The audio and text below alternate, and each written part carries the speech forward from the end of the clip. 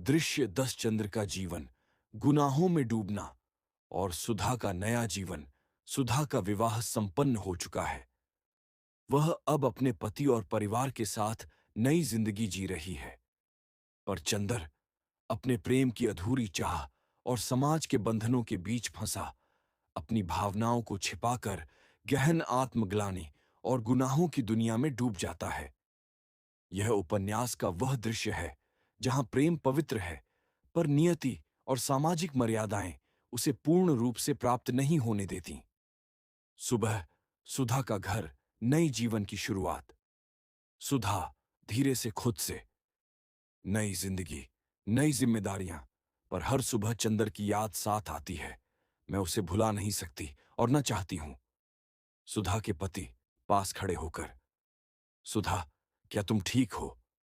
सुधा मुस्कुराकर, हां, मैं ठीक हूं, सब ठीक है।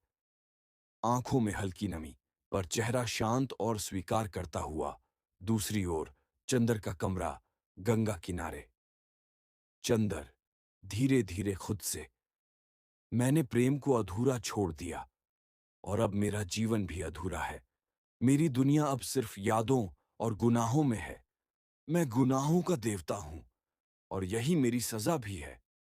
वह गंगा के किनारे बैठा है, आंखें नदी में डूब रही हैं, आसमान में बादल छाए हैं, सांझ की हल्की रोशनी उसके चेहरे पर पड़ रही है।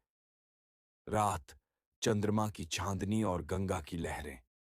चंदर स्वयं से, सुधा, तुम्हारा जीवन खुशियों से भरा रहे और मेरी पीड़ा, मेरा गुनाह बस मेरे दिल में ही रहे।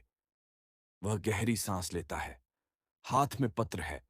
सुधा ने शादी के बाद भी उसे लिखा था। संदेश, मैं तुम्हें भूल नहीं पाऊंगी, पर जीवन में आगे बढ़ना होगा। चंदर, सही है, यही जीवन का नियम है। प्रेम पवित्र है, पर कभी कभी उसे सिर्फ देखने भर की अनुमति मिलती है। वह पत्र को दिल के पास रखता है। गंगा की लहरें धीरे धीरे किनारे को छूती हैं। भावनात्मक अंश।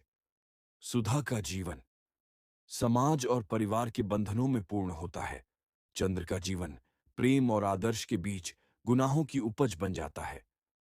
प्रेम पवित्र है, पर समाज, मर्यादा और नियति की दीवारें इसे पूर्ण रूप से प्राप्त नहीं होने देती। यहीं से गुनाहों का देवता की पहचान बनती है। एक ऐसा इंसान जो प्रेम करता है, पवित्र प्रेम करता है, पर समाज और कर्तव्य की वजह से अपने प्रेम को पूर्ण रूप से नहीं पा सकता। दृश्य 10 चंद्र